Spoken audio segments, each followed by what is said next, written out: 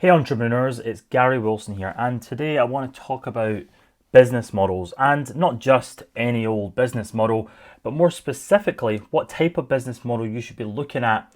Maybe you've got a business right now, maybe you're looking to start a business. Well, a lot of people pick the wrong model, and a lot of people split their attention onto the wrong type of way of growing their business. And in this video, I want to illustrate some of the mistakes I've made in business over the last number of years. I've done pretty well. I'm able to afford the new iPhone each year, so that's good. But when you're starting a business, you have to understand that some business models require a lot more funding, a lot more input of your time, a lot more deployment of staffing. And other business models are more lean. You know, you don't need to put as much in. Really, you can just trade your time for money.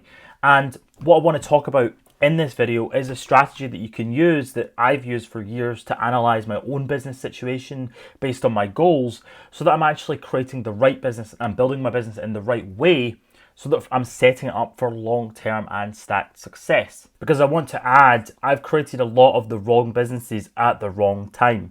You know, way back when I was younger, I tried to create a SaaS company that competed with eBay, right? And that was just completely wrong. And you'll understand from the concepts of what I'm about to go through here why that was wrong, and how you can look at your own business situation right now and analyze it for success. So a concept that I want to first introduce you to is a peaks and troughs concept. And this was something that I learned years ago, and it stuck with me, and I think it's going to be really, really valuable for you. So typically speaking, okay, I'm going to put an axis here and say failure is at the bottom and success is at the top, okay? And effectively, the way this works is the output that you get from a business usually matches up in some kind of way with the input, okay? It's like anything in life. What you put in, you'll often get out. And this doesn't work exactly right every single time, but what you need to understand is that businesses with massive amounts of initial failure and loss will typically be the ones that have the potential of getting the long-term success and gain. Okay, so if we take an example of Tinder, okay, I was speaking with someone a few weeks ago, that's why this has came up, and they were going to create a dating app, okay, and they had all these ideas for this dating app, and I thought about Tinder, okay. Now Tinder, I remember they took on 1.50 million in capital funding, and they went for the best part of 5 years with no money being made, so no income. And yeah, so they were a company that was effectively built on investors' money, okay? And only a few years ago, I think a year or two ago, they actually started monetizing the app, so that now when you're using the dating app, you can upgrade your subscription, and now they actually make a lot of money, okay? So the point was, Tinder made a free product for people. They spent money, they lost money on all of those years of in that being in that market, and now they got a high result from that, okay? So the angle in which you go down is typically, you know, corresponds with the angle of success that you get. The more you're going to initially put in, okay, whether it's funds, whether it's experience, whether it's time, whether it's staff deployment, all these big things that are important to a business, the more of that you put in, typically speaking, if it works out, the more you're going to get out the other end, okay? It makes sense. So he was entering a market where people are putting in this kind of initial trough to compete, okay? He's entering a space where there's Tinders of the world, there's massive dating companies spending tens of millions of pounds a year just to stay at the top. And that's what you're up against, right? When you're starting out, you actually want to find something that's got a much smaller trough, an initial trough that's so small that you can handle it, okay? That you can manage the initial investment of your time and your money to get it. And out the other end, you're not going to get as big a result, right? When you're trading your time, for example, on an initial business, you might not have to put the upfront investment into getting other people's time, i.e. staffing.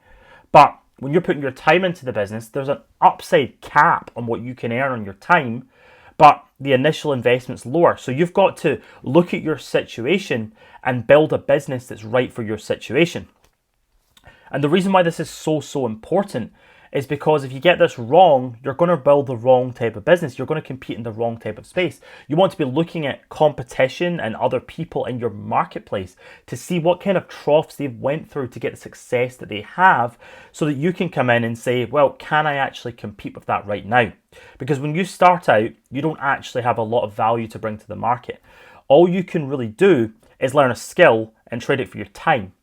However, a more experienced business person like myself has more resources to deploy.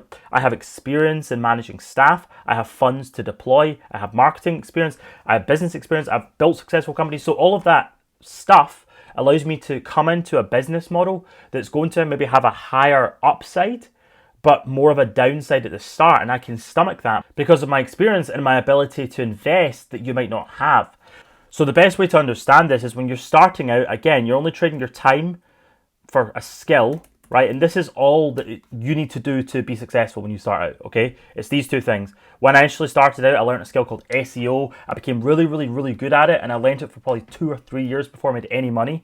And then eventually, I was so good at the skill that I started to meet people who were experienced in making money in the industry, and they wanted to work with me because I was really good at that skill. Very simple, okay? That is pretty much the key to success. And you've got all these gurus teaching you different strategies and stuff. And the strategies work because you're learning a skill, okay? And what you need to do is just learn it better than a lot of other people in that market, put your own spin on it, and you're going to attract customers. You're going to be able to sell that skill for money, okay?